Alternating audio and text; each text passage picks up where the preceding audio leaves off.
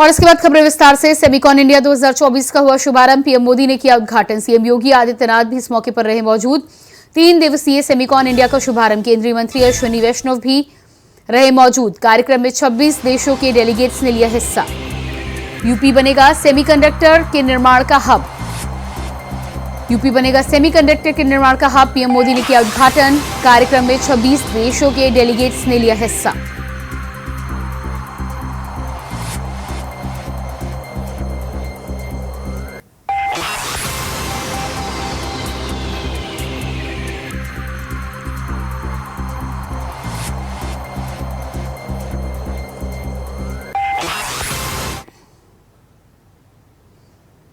और उसके बाद आइए आपको सीधे लिए चलते हैं ग्रेटर नोएडा, जहां पर प्रधानमंत्री नरेंद्र मोदी पहुंच चुके हैं। इसके अलावा मुख्यमंत्री योगी आदित्यनाथ भी यहां पर पहुंचे। सेमिकॉन इंडिया 2024 कार्यक्रम का शुभारंभ हो चुका है। पीएम मोदी ने इस कार्यक्रम का उद्घाटन किया है। सीधे आपको लिए चलते हैं।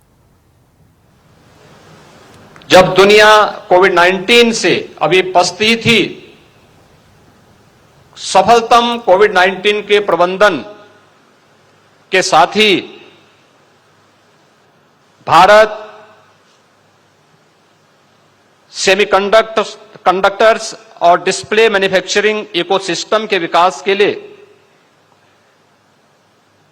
अपनी नोटिफिकेशन जारी करते हुए इस कार्यक्रम को आगे बढ़ाता है। यह भारत की आत्मनिर्भर भारत बनाने की दिशा में एक महत्वपूर्ण कदम है। आदरणीय प्रधानमंत्री जी के ही मार्गदर्शन और उनकी विजनरी लीडरशिप में उत्तर प्रदेश ने भी इस दिशा में IT sector, semiconductor, data centre, electronic manufacturing पर विशेष ध्यान देने और इस दिशा में कुछ नए प्रयास हो सकें, यह कार्य प्रारंभ किया।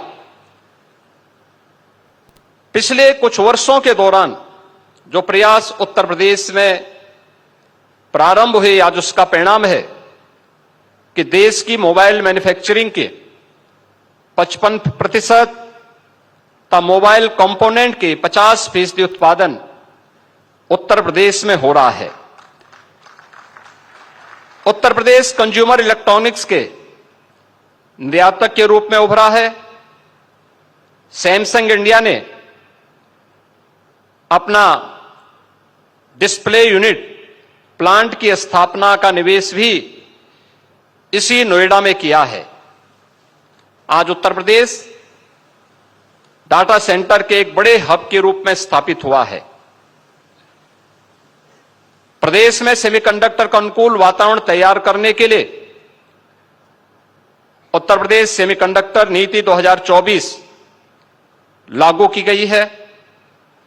इस नीति में पूंजीगत सहायता, ब्याज उपादान, भूमि मूल्य तथा स्टैंप व विद्युत शुल्क में भी छूट करने के अनेक आकर्षक प्रावधान किए गए हैं। उत्तर प्रदेश पहले से ही वैश्विक सेमीकंडक्टर डिजाइन इंजीनियर्स के हब के रूप में स्थापित हो रहा है। MediaTek, ARM, Qualcomm, NXP, Cadence और सिनॉप्सिस जैसी प्रमुख कंपनियां यहां प्रदेश में स्थापित हैं। यह उत्तर प्रदेश में स्थानीय प्रतिभा को लाभ उठाने में व सेमीकंडक्टर डिजाइन का मैन्युफैक्चरिंग में इनोवेशन को बढ़ावा देने में अपना सहयोग प्रदान कर रही हैं।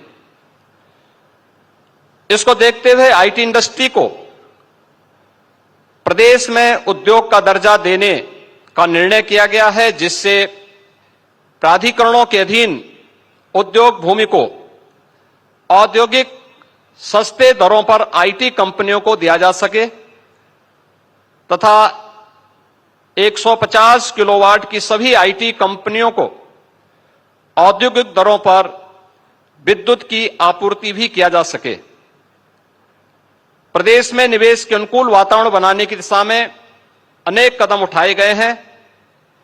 ईज ऑफ डूइंग बिजनेस में प्रदेश ने लगातार टॉप अचीवर का दर्जा हासिल किया है।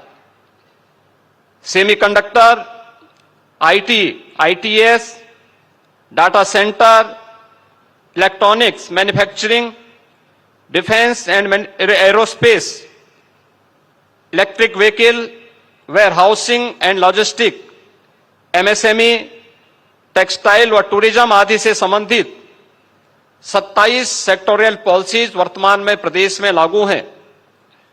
उत्तर प्रदेश में एफडीआई, फॉर्चून ग्लोबल 500 और फॉर्चून इंडिया 500 कंपनियों के लिए भी एक हमारी समर्पित नीति है।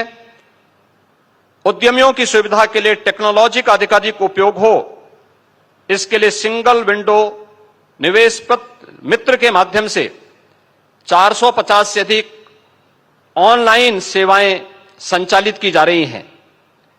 एमओयू मॉनिटरिंग हेतु निवेश सारथी पोर्टल विकसित किया गया है। तो इंसेंटिव वितरण भी आज प्रदेश में ऑनलाइन किया जा रहा है। निवेशकों की सहायता के लिए 100 उद्यमी मित्र तैनात किए गए हैं। Ease of doing business, infrastructure connectivity की बेहतरीन व्यवस्था, सुदृढ़ कानून व्यवस्था आज उत्तर प्रदेश की यूएसपी है। उत्तर प्रदेश में रोड और रेलवे का एक बड़ा नेटवर्क है। Western and eastern dedicated freight corridor प्रदेश से होकर के गुजरते हैं। वाराणसी से हल्दिया के मध्य देश का पहला इनलैंड वाटरवे संचालित है। वाराणसी में मल्टी मॉडल टर्मिनल के साथ ही दादरी में मल्टी मॉडल लॉजिस्टिक हब, बुडाकी में मल्टी मॉडल ट्रांसपोर्ट हब विकसित किए जा रहे हैं। यमुना एक्सप्रेसवे के किनारे राज्य का पहला medical device park, film city, toy city, apparel park, handicraft park, greater Noida में इंटीग्रेटेड टाउनशिप, बरेली में मेगा फूड पार्क, उन्नाव में ट्रांस गंगा सिटी आदि योजनाएं भी तेजी के साथ आगे बढ़ रही हैं। सेमिकॉन 2024 आदरणीय प्रधानमंत्री जी के विजन के अनुरूप निश्चित ही भारत को इस फील्ड का, इस इंडस्ट्री का एक ग्लोबल लीडर के रूप में स्थापित करेगा। इस विश्वास के साथ आज यह सेमिकॉन इस दिशा में मील का पत्थर साबित हो, इस विश्वास के साथ इस त्रिदिवसीय सेमिकॉन इंडस्ट्री से जुड़े हुए ग्लोबल लीडर्स और इस फील्ड के विशेषज्ञों और इस फील्ड में रुचि रखने वाले जितने भी यहां पर आए हुए छात्र हैं, इन सब को आज के इस अवसर पर आदरणीय प्रधानमंत्री जी का आप सबका हृदय से मैं स्वागत करता हूं और इस पूरे आयोजन के प्रति अपनी शुभकामनाएं देता हूं। धन्यवाद। जय हिंद।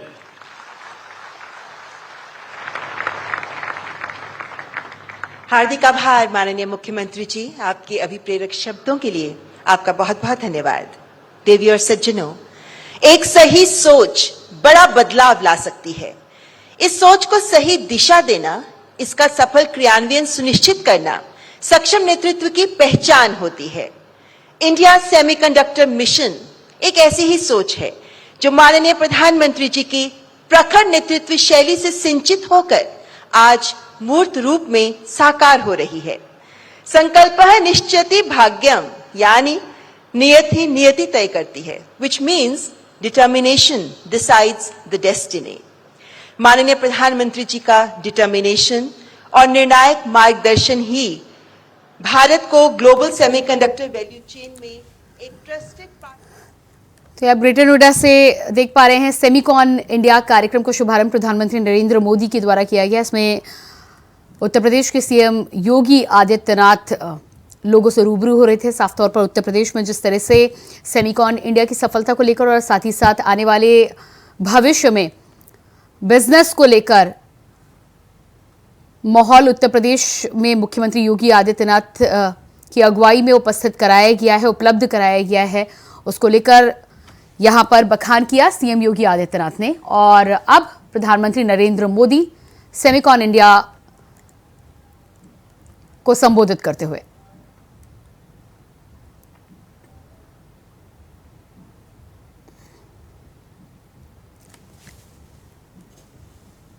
इनोवेशन वर्ल्ड से जुड़े सभी साथी, अन्य अतिथिगण, देवी और सज्जनों, आप सबका नमस्कार।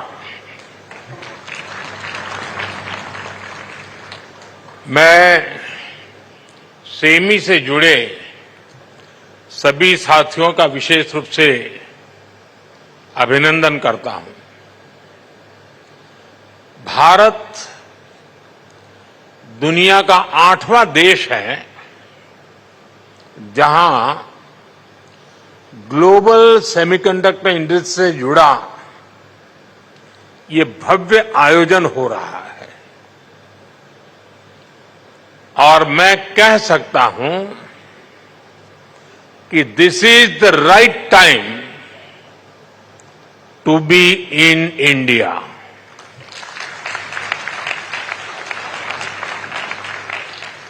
आप सही समय पर सही जगह पर है। 21st सेंचुरी के भारत में the chips are never down और सिर्फ इतना ही नहीं है, आज का भारत दुनिया को भरोसा देता है when the chips are down, you can bet on India.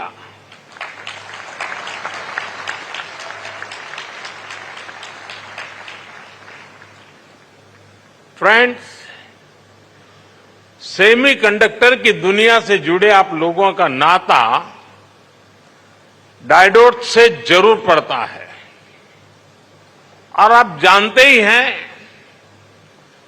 Diode में एनर्जी सिर्फ एक डायरेक्शन में ही जाती है, लेकिन भारत की सेमीकंडक्टर इंडस्ट्री में स्पेशल डायोड्स लगे हुए हैं।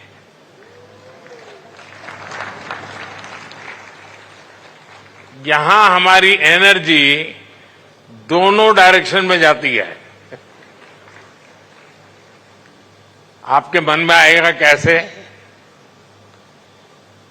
और ये भी बहुत इंटरेस्टिंग है।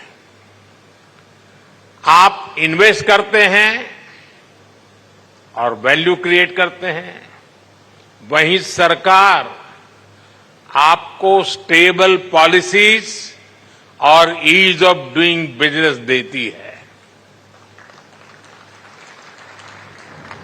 सेमीकंडक्टर की आपकी इंडस्ट्री इंटीग्रेटेड सर्किट से जुड़ी हुई है। भारत भी आपको एक इंटीग्रेटेड इकोसिस्टम देता है। भारत के डिजाइनर्स, उनके जबरदस्त टैलेंट को तो आप भली भांति जानते हैं। डिजाइनिंग की दुनिया में 20% टैलेंट का योगदान भारत करता है और इसका निरंतर विस्तार हो रहा है।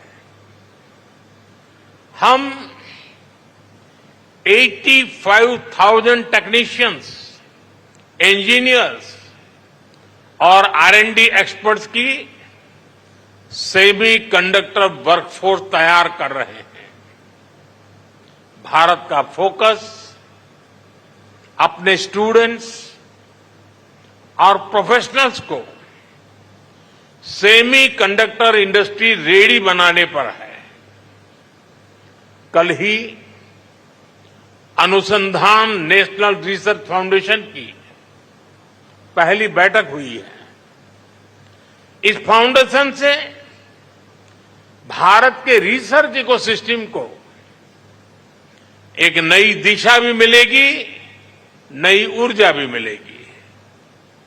इसके अलावा भारत ने 1 ट्रिलियन रुपीज का एक स्पेशल रिसर्च फंड भी बनाया है।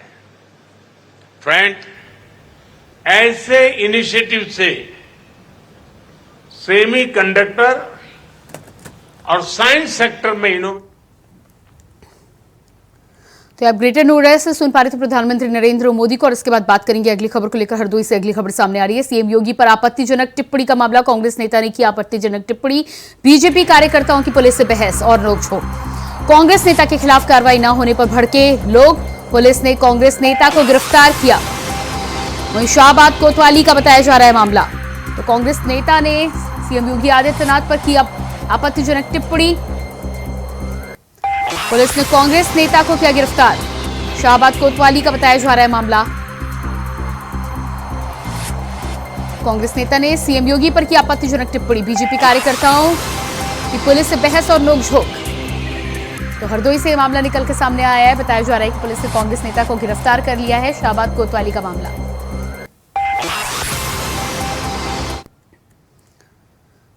बलिया के दुभड़ क्षेत्र के ओजवालिया गांव में एक युवक की चाकू मारकर हत्या कर दी गई। हत्या का कारण आपसी विवाद बताया जा रहा है। तो वहीं मामले की सूचना पर पुलिस और फॉरेंसिक टीम मौके पर पहुंच चुकी है।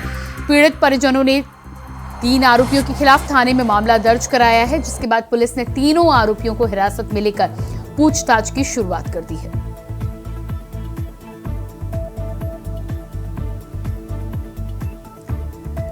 पुलिस तीनों ही आरोपियों से कर रही है पूछताछ। युवक की चाकू मारकर हत्या का मामला बलिया का यह मामला बताया जा रहा है। आपसे विवाद के चलते युवक को उतारा मौत के घाट। और इसी के साथ फिलहाल इस बुलेटिन में इतना ही। खबरों का सिलसिला जारी रहेगा। नमस्कार।